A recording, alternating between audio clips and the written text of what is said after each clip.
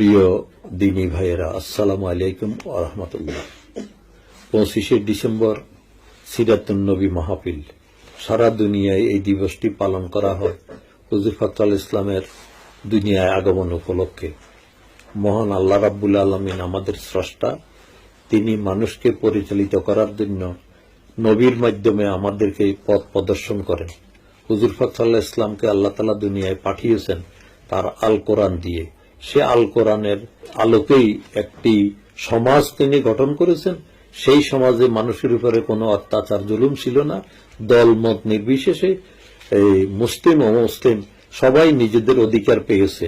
এরকম একটা সমাজ তিনি মদিনায় প্রতিষ্ঠা করেছেন। আজকে সিরাতুন নবী উপলক্ষে আমরা সারা দুনিয়ার সামনে যেন তুলে ধরতে পারি যে সত্যিকার ভাবে যদি দুনিয়ায় সকল মানুষের কল্যাণ করতে হয় তাহলে নবীর এই সিরাত, নবীর এই জীবনের আলোকেই সমাজকে পরিবর্তন করতে হবে। সারা দুনিয়ায় অশান্তিতে ভরপুর, এই শান্তির দিকে আনতে হলেই মানুষের সামনে একটা পথ দরকার।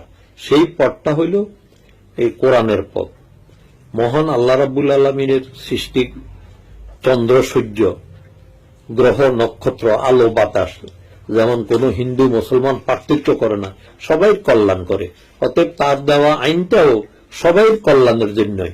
শুধু প্রয়োজন আমরা জানা, বুঝা এবং এটাকে গ্রহণ করার মতো উদার মানসিকতা।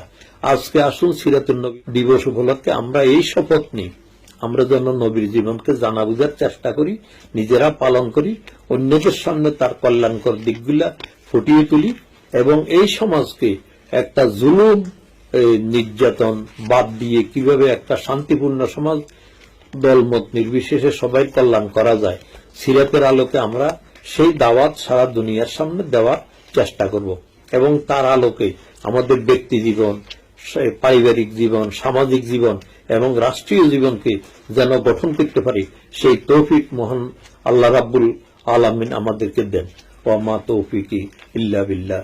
আসসালামু আলাইকুম ওয়া রাহমাতুল্লাহ।